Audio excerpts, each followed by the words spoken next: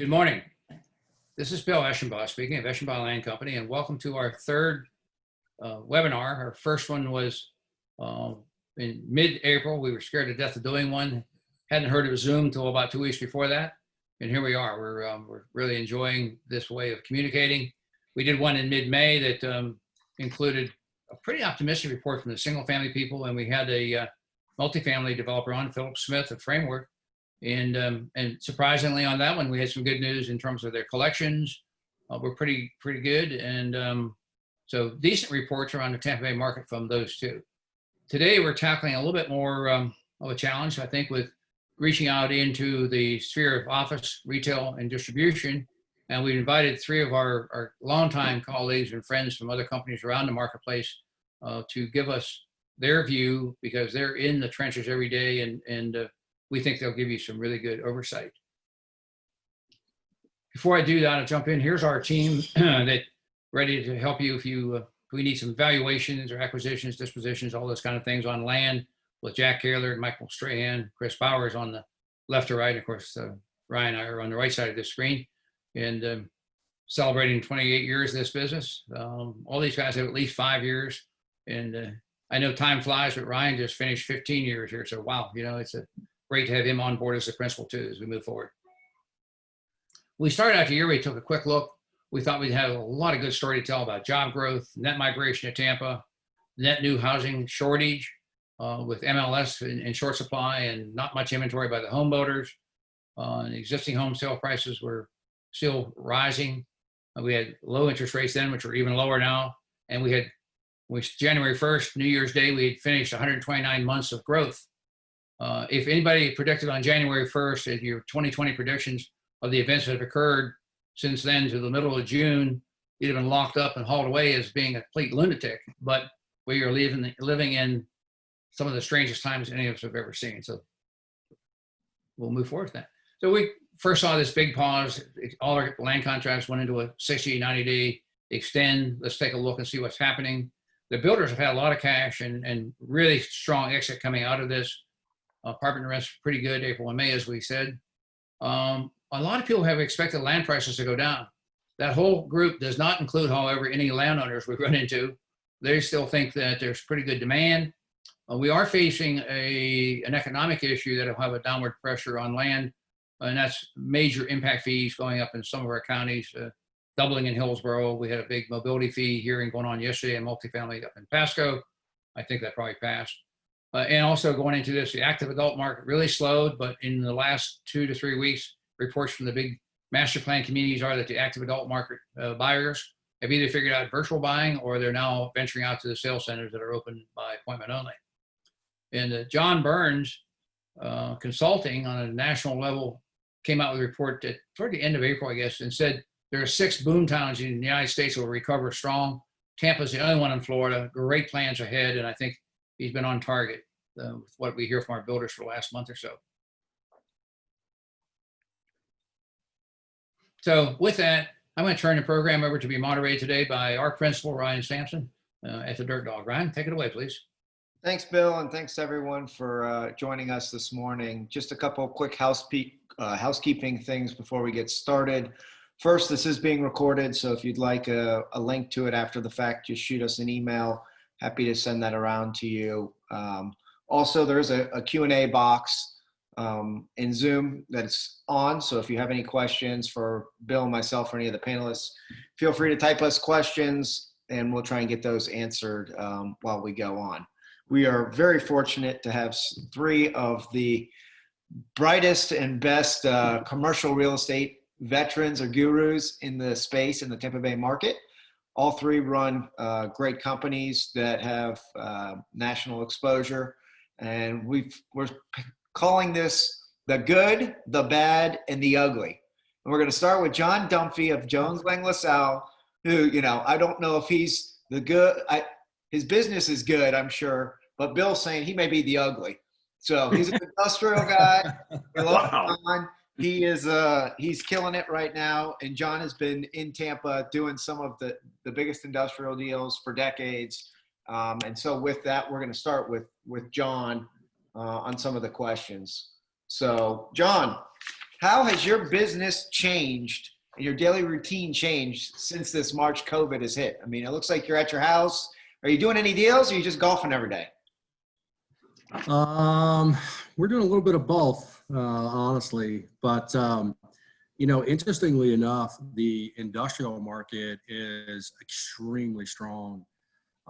Yes, things have changed in the way we're conducting business. Obviously, JLL has just opened their offices. Until then, you could go in the office, but it was highly encouraged that you not.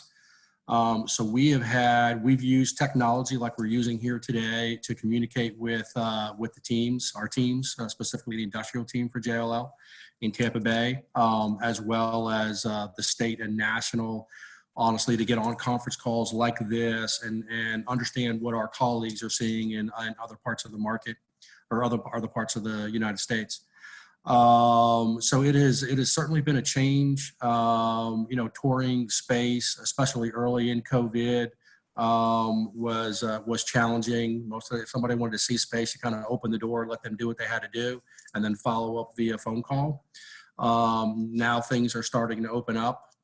People being cognizant of their surroundings, obviously, and things of that nature. But we're doing business. We've found a way to get stuff done, and I think that's just kind of the American way. You put an obstacle in front of us, collectively, we're going to figure out how to get around it and go conduct business, and we've done so. Great. I mean, since it seemed like in our world, starting around 2014, 2015, the industrial developers really came out of the woodwork and said, bigger is better. We need 400,000 square foot distribution, 500,000, a million square feet. I mean, and it's just been, I think there's been 15 million square feet built along I-4 in the last, Right. 5 or 6 years. I mean, is that what you're seeing? Is the demand still the big boxes, or is there tenants now looking for true last mile, smaller in distribution, more localized, backfilling some of the, the retailers that are going out? I mean, what are your clients looking for today? Yeah, great question. And Ryan, we're actually seeing both, right? We're seeing I believe we are in the early stages of seeing another industrial revolution. This time we're seeing it as it relates to a realignment of the logistic model. And it's not hard to figure out that realignment. It has to do with everything of getting the product to the consumer. So the Amazon effect, if you will. So Amazon is looking across the board. As you're well aware, I've done a number of million square foot facilities from Orlando to Tampa. I think they're now on their 6th one that they're building in Lakeland off of I-4 with Prologis as we speak. In addition to that, they're also looking at getting embedded into the community. So they are looking at infill sites. Those infill sites are going to be much more of the 50,000 foot variety, maybe 100,000 square foot, but a lot closer to the customer. So you're seeing the million square foot bombers that are able to support the local logistics guys, if you will, or their last mile guys. They're going to be around I-4 within, a 2 or 3 hour radius. They're getting their product to the last mile facility, and then the last mile facility to your house. So we're seeing very, very strong demand really across the spectrum, quite frankly, and we believe it'll continue. I mean, I heard a statistic the other day that said Amazon is leasing or buying 1 million square feet a day in the U.S. I mean, is that accurate? I mean, if that's the case, I mean, is anybody else doing deals besides Amazon? I think that number's a little embellished, but it's probably not far off.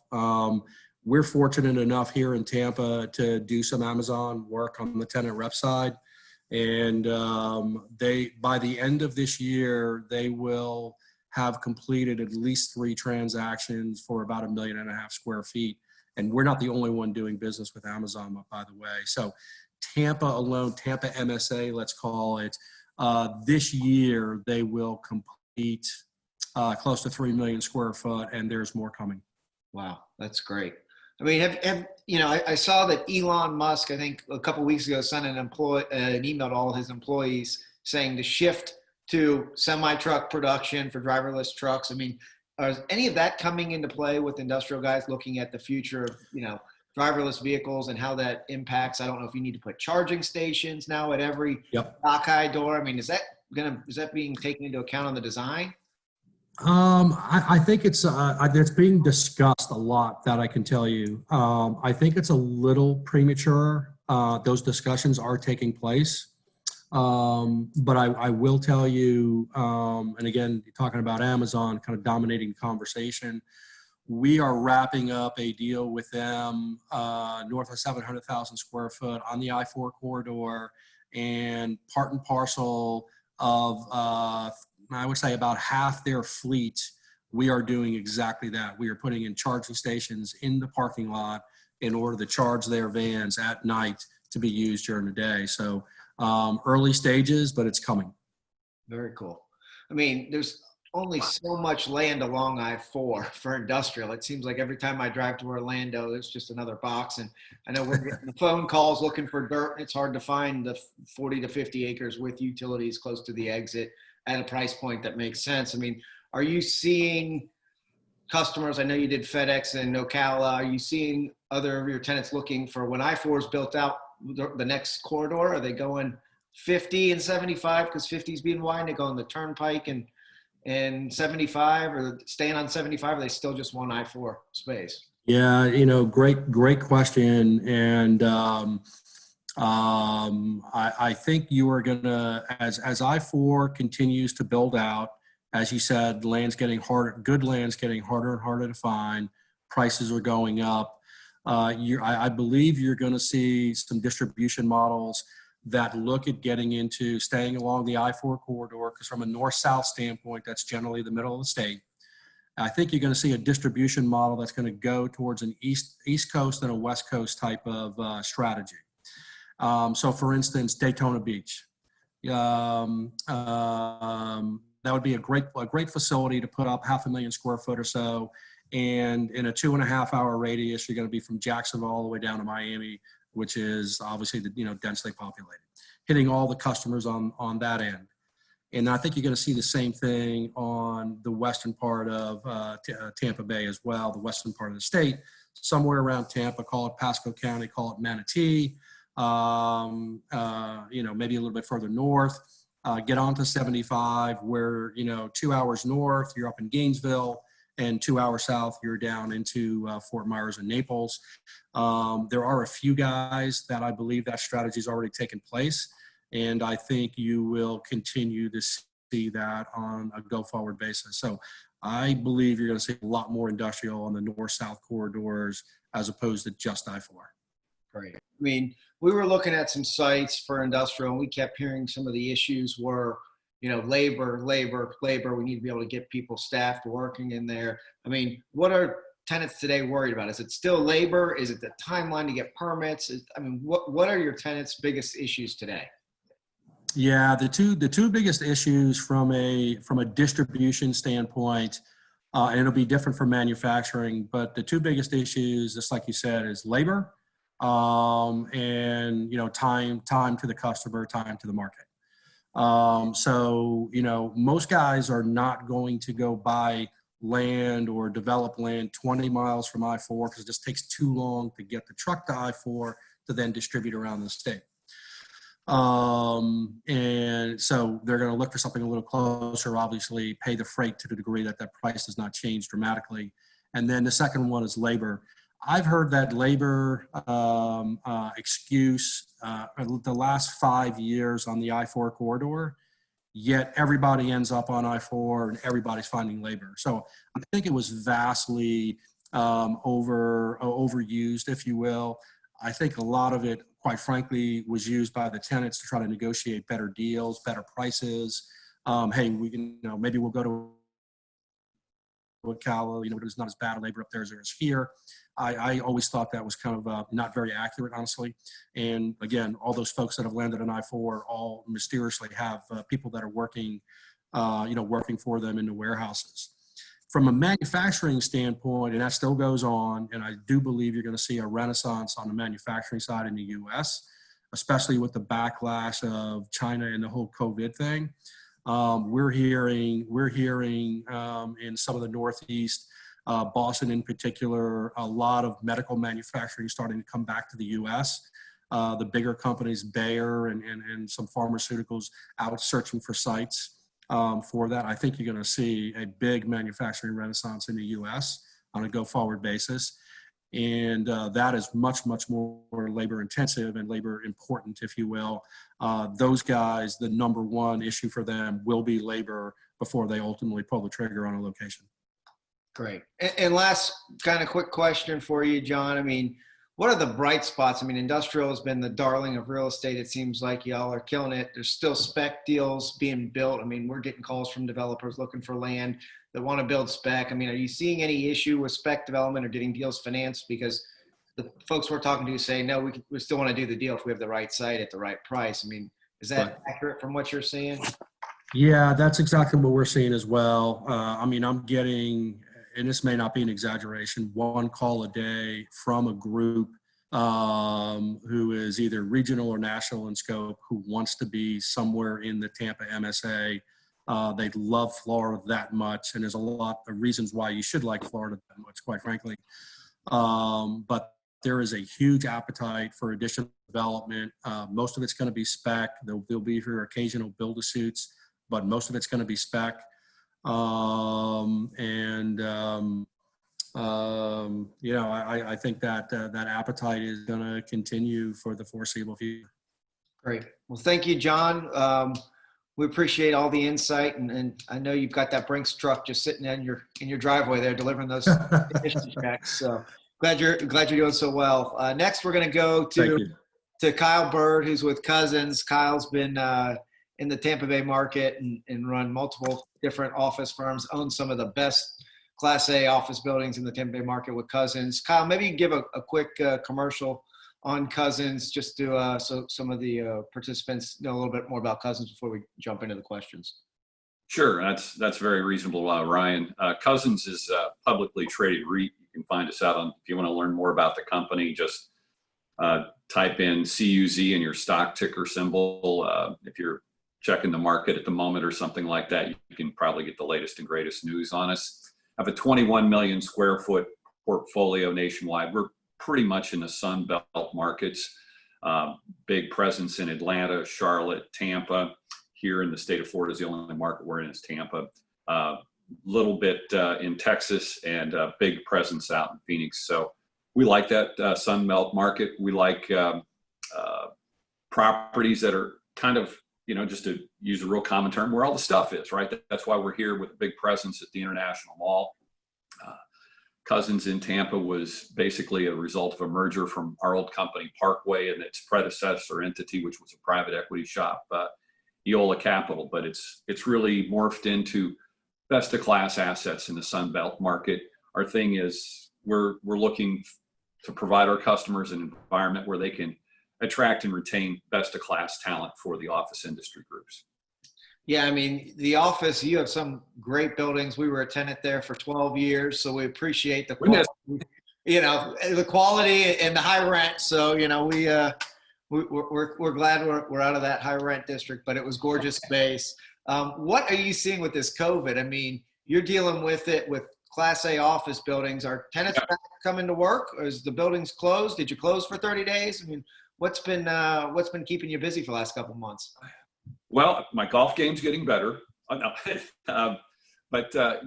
we're obviously an essential industry. So here I am in my office. I've been here literally every day. It's obviously not a full day. Our buildings are open because they're open 24/7, 365.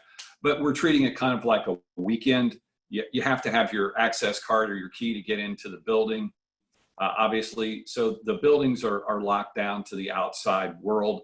But if you need to get in, and a lot of people do, because obviously for us to be able to work at home, for you to be able to do what you do, a server's got to sit someplace, right? So there's some sort of technological things that our customers need that are leasing space from us. So we are operating, but I would say our occupancy level on a percentage basis, human beings, butts and seats in the space, if you will, is probably about 10 or 12%. Depends on sort of the industry blend that we have. If we have more tech then that number's down a little bit because those guys and gals are very sophisticated and they can work literally from anywhere. So they're missing their culture, if you will, at the moment, but they're working from wherever they can. So that's kind of what's going on for us. We've actually taken this time to just make improvements to our properties. Since we're operating, but kind of semi-shut down, this is a great time for us to replace roofs, make modifications to any kind of capital program, whether it's mechanical or other. So we've spent a lot of time doing that. But our customers are working. They're working from home. And I will tell you, a lot of them have been antsy to get back. They're just waiting for the environment to get better. We've seen after the 1st of June, we saw a little migration of people back as we were running back in May at about 8 to 10% butts and seats occupancy. I would tell you that's now over 10. We're seeing a little click up in the parking garages, but it's not material yet, really. Well, hopefully more than 10% are paying rent. Let's put it that way. Yeah. You know, interestingly, they're all paying rent. I think enterprise-wide for Cousins, and look, it's the Class A part of the portfolio, right? It's the best end of the office market. And there's a reason we want to be there, and that's one of the reasons we have a wonderful rent roll. In Tampa, we actually had 100% rent collections this month, no late payers or anything. But enterprise-wide, about 96% across the entire REIT platform, because we do have a little bit of retail in some of the markets, and some of the markets were hit with some of the civil unrest that we've had going around the country, because we have big buildings in CBD locations in some markets.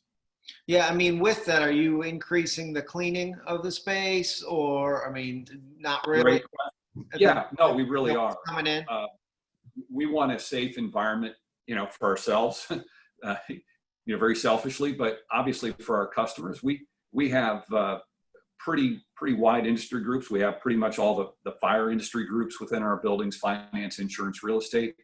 We have a big chunk of tech. So a lot of software design goes on in our buildings. We have a pretty substantial also book of business with the medical industry with customers like Amgen. So there's actually a very high and there was a high sensitivity to cleanliness and kind of the environment and the air that you breathe and all of those things. And we saw that coming. So we've been sensitive to those needs, those human being needs that an HR person will ask for, what's the environment of the building? And when they ask that question, we go, well, rather than look at space, let's go look at the back of the house, come back in and take a look at our mechanical rooms. Why don't you look and see where our chiller plant is? Our chiller plants are all white tile floor. Everything's painted. Every pipe is painted. There's a tag on everything so you know exactly what it is. It looks like an operating room. Frankly, our chiller plants are cleaner than my office. But that's kind of the demand that we're having put on us by some of our customers that are in some of those really sort of forward-thinking industries that technology has disrupted so much, and they're really densifying.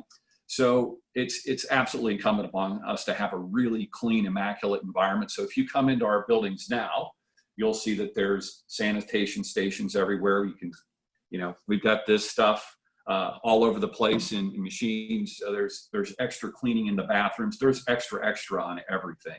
And it costs us a little more in operating expenses, but hey, it's what it takes. It's because of now. That's what people want. Yeah, I mean, that's, clean is the new green was the slogan I heard, that everyone's buildings used to be LEED certified and now you're going to all be well certified. That's rubbed and scrubbed. It's nicer than my house, quite frankly. Let's change shifts. I mean, you have space to lease. You're probably only 96% occupied in Tampa. I don't know what your vacancy rate is, but I'm sure they're pretty high. Yeah, it's pretty low. So I'm, our home builders are telling us that they're doing a lot of virtual tours and selling homes with iPads, people walking through. I mean, are your leasing agents showing space? Are they doing virtual? Is there any interest? What's the activity level on leasing space? That's a great question. The answer is we're doing both. We're not doing a lot of showings. I would say the less sophisticated firms, where somebody's local, they'll stop by with the leasing agents and, we'll make sure that the environment is clean and safe and all that kind of stuff. So it's done very casual. Sometimes it's done after hours or during hours, but there aren't a lot of people around. So we make sure that everything's sanitized and, you can get in there and it's a non-issue. And, we have these, so all showings are done with the mask, right? We're not holding them up for rent. We're not being the Lone Ranger. It's just a safety thing. But yesterday we had a video crew in, videoing space as part of our virtual tours program. We early on in COVID, and we were doing it anyway. We were starting to do some video tours just because, you know, sometimes it doesn't necessarily make sense for somebody to fly across the country to look for a 7,000 square foot space. So if we can give them a quick video tour, hey, great. You know, at 30,000 feet or a full floor or multiple floors, people are obviously going to come and see us, and that's still going to happen. But now our leasing team now has done video tours that are back of the house to show our chiller plants, to show our mechanical rooms, to show our phone rooms, to show sort of where the space starts, the air you're going to breathe, where your electricity comes from, where your phone lines are, all that vertical penetration stuff, the elevators, how everything's set up, you know, the amenities here, because we have a big amenity package. I can't wait to get our fitness centers back open, but that's obviously a challenge. Our delis, all that kind of stuff, our parking garages. So we want to be able to convey that, all of that to the public out there when they need to know what we have. So our leasing agents are being much more proactive on how to communicate with the world out there. Good. Yeah, it's great to hear. I mean, pre-COVID, you know, everyone was complaining about traffic and construction costs and parking. I mean, are you seeing a shift back to the suburbs? I know you all don't typically own office space, but I know in Pasco there's been a couple spec office buildings that seem to be leasing up. Do you think that has some viability now with people wanting to be a little bit spread out with social distancing and the suburban office? Yeah, right. And I think it does. And that market wasn't dead, so to speak. But it needed to have some change. There's been a tremendous amount of technological disruption in our industries as a result of these things and the iPad that I'm talking to you on. I mean, think about how much we all do with these things. So, you know, do you necessarily need drywall in your office? So we have, you know, if you look around my office here, the walls behind me are all modular. We have, in some cases, modular wire. So we play with hybrid build outs, all kinds of things. So, you know, people are all over the place, but yeah, those sort of the best and brightest are going to be in those more densified locations for those employees and what people want to get to. But yet there's whole other industry groups, you know, that may not be that group, sort of the daily worker bees and what have you, or there's going to be locations where you don't need to be downtown or you don't need to be over here in West Shore in, you know, the high rent district, so to speak, where all the amenities are. You know, USAA has wonderful campuses. Citigroup has campuses. Progressive has campuses. I think you're going to see some more of that. And we haven't really felt it yet because people aren't traveling. But I think when this COVID thing is done, Ryan, and probably some of the landowners that are listening in on this that have some of those high and tight in closer locations where suburban office could be located. Granted, it's not going to be the thousands of acres or hundreds of acres that you guys sell for the residential projects, but you're going to see some more, I think, suburban office come into play. You know, our suburban office stock of buildings is fairly old. There's a lot of somewhat functional obsolescence, technological obsolescence, so there's money that can be done to renovate those products to get them a little more modern. And in some cases, some of them just need to be bigger. You're going to need green fields and go vertical with buildings that are more functional, efficient, modern, and technologically advanced. Great. So yeah, the suburbs, they're not dead. We got a question. Is business travel going away? What are your thoughts on that, Kyle? No, I don't think so. Look, this Zoom technology, and we should have all invested in the stock about 90 days ago. We may not have to be doing anything that we're doing right now if we would have loaded up the truck, right? But no, business travel is not going to go away. Human connectivity is huge. I mean, this thing we're doing here is pretty good, but Ryan, it's not the same as when you and I look at each other face to face and we're working on business. I can tell you that people that we're working with, they're dying to get back out there again. There's something that's missing when human beings aren't able to collaborate and congregate in places. And we have people that are dying to get back in our buildings for that very thing. They're efficient, they're working from home, they're making things happen. And that's not going to go away. But I think people are really going to appreciate that business travel going forward much more than they have in the past. Yeah. Couple more questions, then we'll move on to Sure. Austin. Kyle, I mean, historically, it was what 130 square feet per employee was kind of what we had shrunken down to. I mean, do you see Yeah. tenants taking more space per employee, or is it going to stay the same or less and just let people commute, work from home more, plug and play, not assign spaces? Sure, there's lots of people that can opine on that one. I'm certainly one of those, but I don't know that we're still early enough. We're still pretty early in the process. I don't know that we're going to absolutely have a handle on that right away. However, let's just look at the realities of the situation. Certainly, some people are going to continue to work from home. That's going to happen. You've got a health scare, depending on what happens with,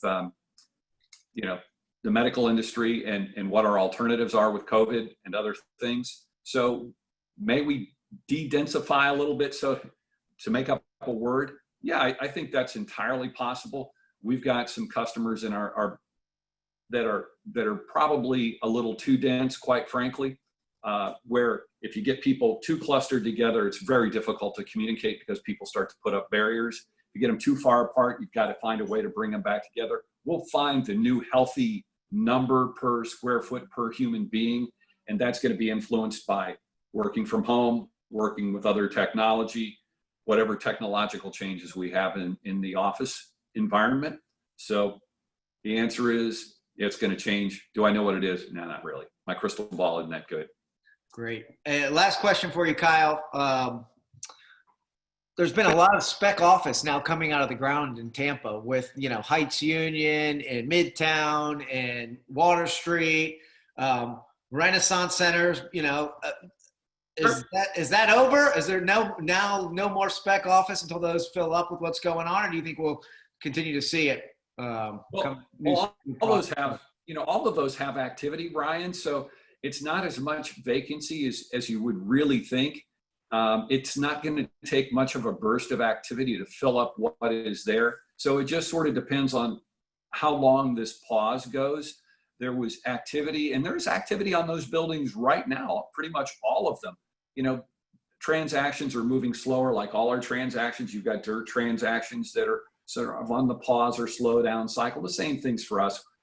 Obviously, the foot traffic isn't nearly as robust, but when the COVID thing is finished and we're all back to normal, however long that takes, I do expect to see traffic pick up in those buildings. And no, I don't think the building cycle is done. Okay.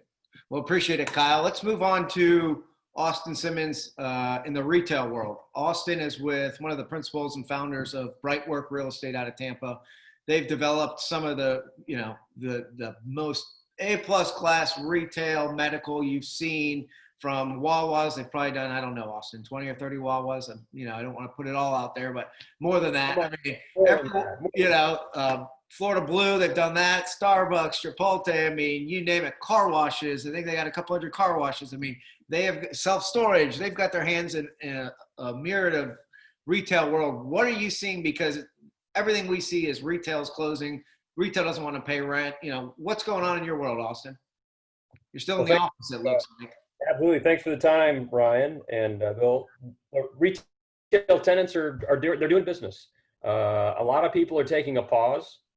If you've weathered this Corona storm and you're still open, I think your opinion is that you need to keep looking. You need to slow down, but you can't stop, because stop is death in the retail business. So when you're, the most favored tenant status right now would be gas stations. They would be grocery delivery services. They would be anybody that had a robust internet platform. So I'll call out Chipotle. They've been in the news, so it's not a secret. I'm not sharing anything, but they did very well in Corona because they had a very robust internet order and delivery prior to Corona. And they survived very well. You can just look at the data for the rents that were collected. I think they were in the high 90s during March and April, which means effectively didn't defer or not pay rent on any of their stores.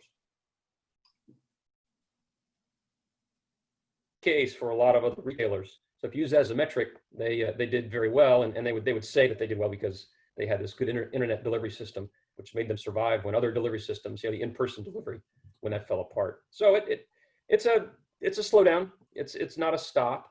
I mean, my take on this is that a year from now, this is a bad dream, and that what we're doing a year from now is we're just weathering a classic recession. That's what I think will be happening a year from now.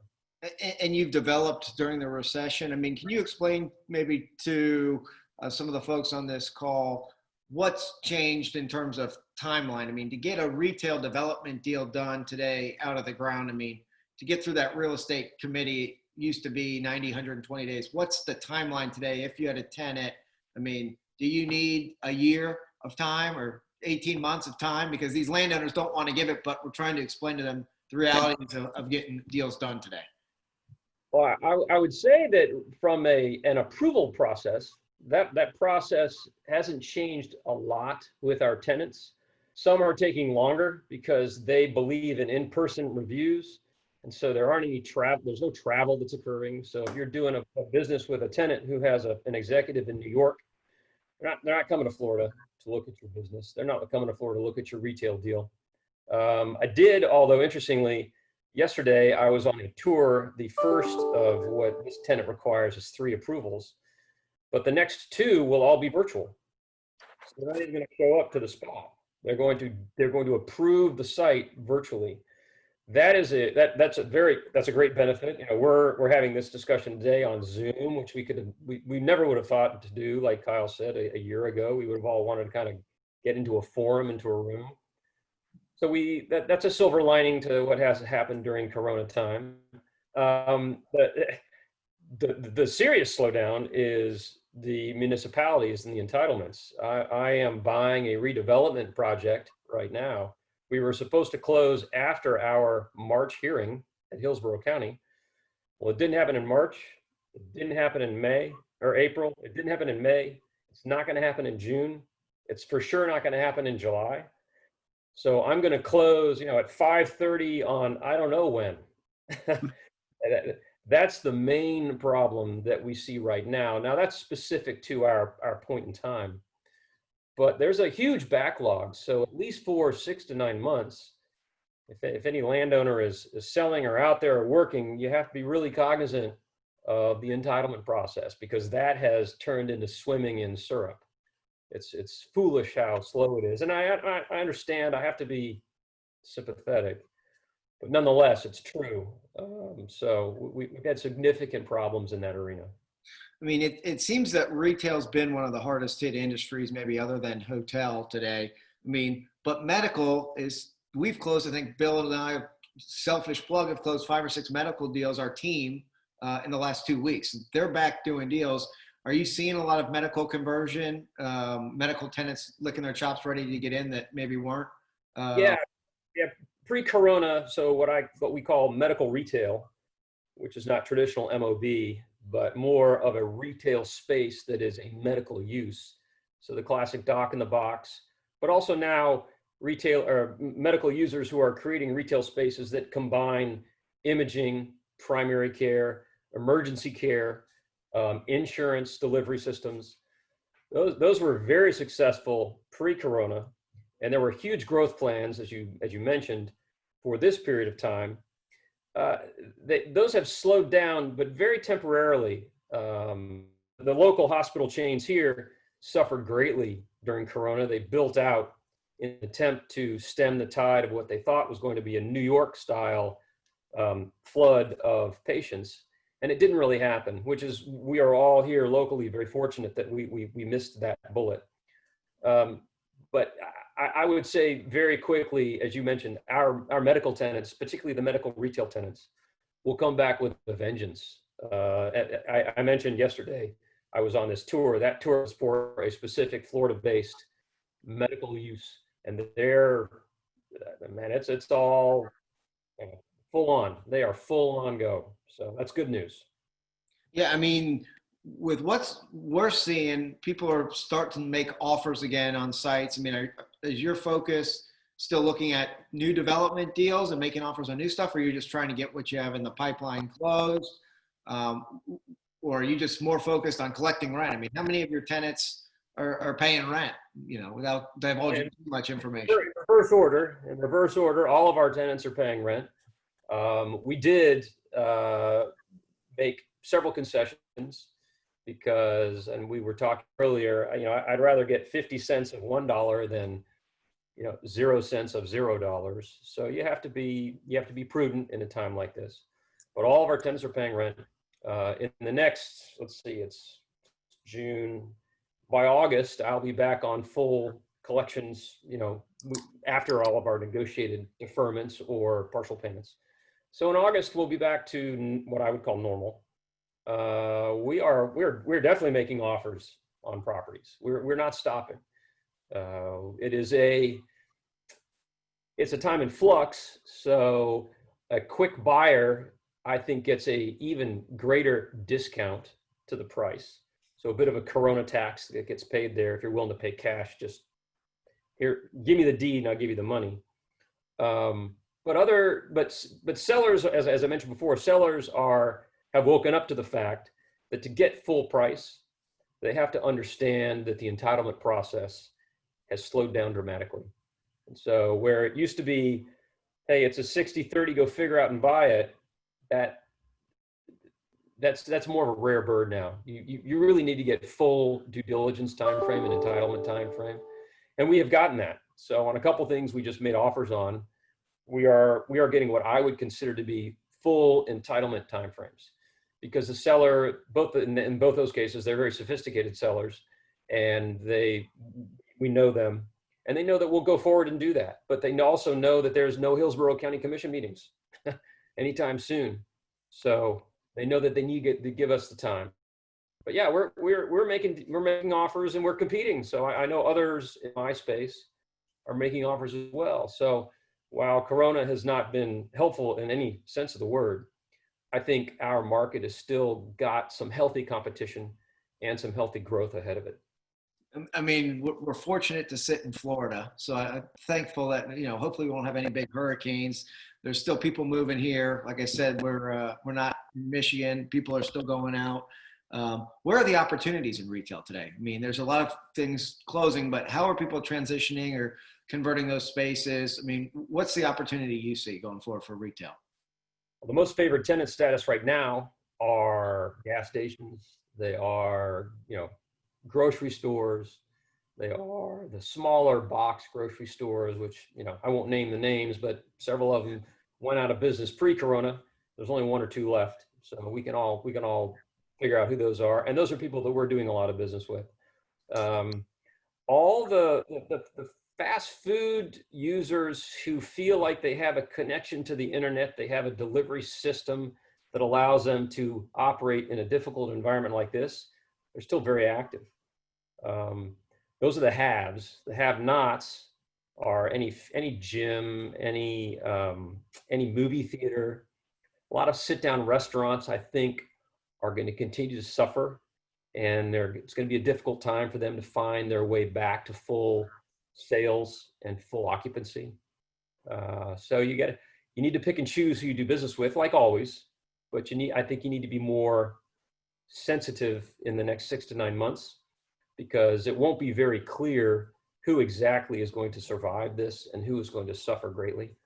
But the survivors, the people that come out of this, the people that next year we're all sort of shaking hands. Hopefully we're actually in front of each other and we're saying, hey, we made it, we survived.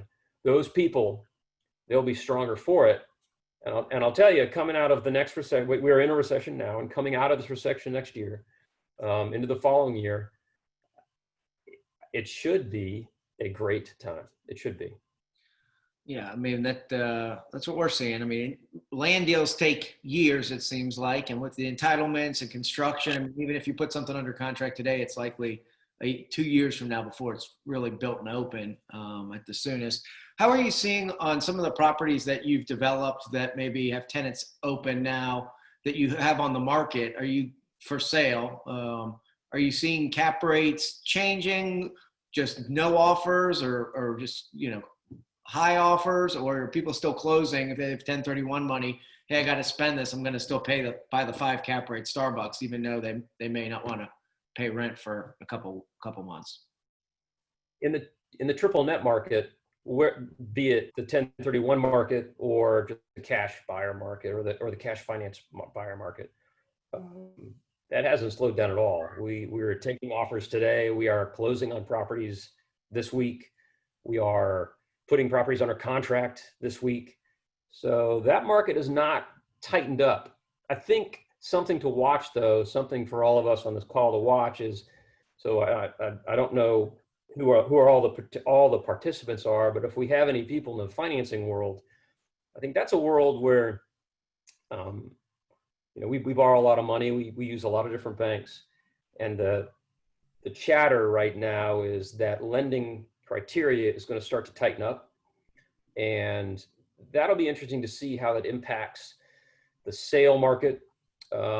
More interesting to see how that impacts the development market, because everybody uses leverage to build their retail deals.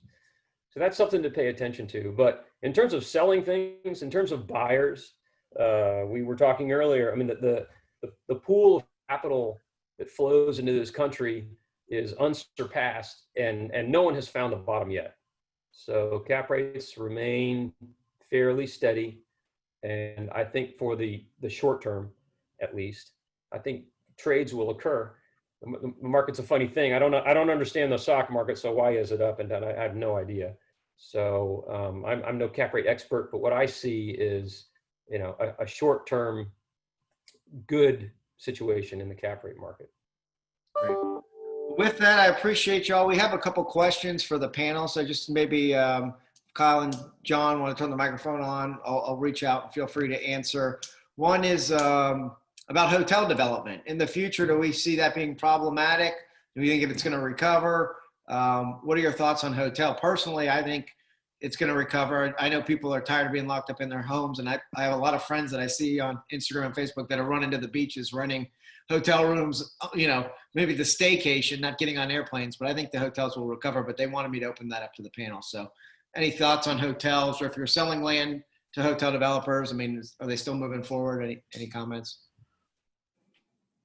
And I guess Austin maybe. Yeah, we have sold several parcels. We'll buy 5 or 10 acres and end up peeling off a couple and selling it to a hotel developer.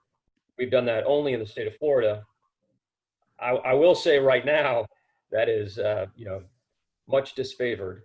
I think lending on hotels has been significantly impacted.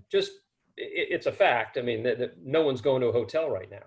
So incomes are extremely low, or revenues are extremely low right now. It would strike me that there's probably some shakeout in that market when you get something this significant.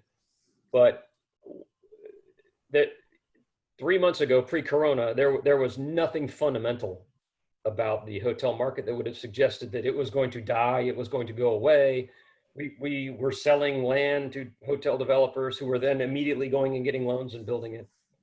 So it will suffer. It's something that's going to suffer in the next 12 to 18 months as we kind of get through this. It will probably want to be one of the asset classes that comes back last, but it will come back. Our country is built on moving. Our country is built on traveling. Commerce is built on that. So it's not going away, but it will suffer. I wouldn't want to have to sell a hotel piece of property today. It would be difficult. Great. With that, just want to thank the panelists again, Austin, John, Kyle. Your time is valuable, and we truly appreciate you spending just under an hour with us this morning. Again, participants, this is recorded. There's been some chat in the chat room about, will this be available? There is. Shoot me an email if you'd like to get a live video recording of it. We're happy to send that out. Also, NAYUP Florida comment that asked me to share was that there's a bill on the desk of the governor to sign to remove the requirement for witnesses on commercial leases, and that now hopefully once he signs that, you'll be able to use DocuSign and do electronic lease execution. So sharing that for the betterment of the group. And with that, we appreciate Joe's time this morning, and thank you very much. And go out there and enjoy the beautiful Florida sunshine today and make some money. Thank y'all. Thanks, Brian. Thank you. Good day.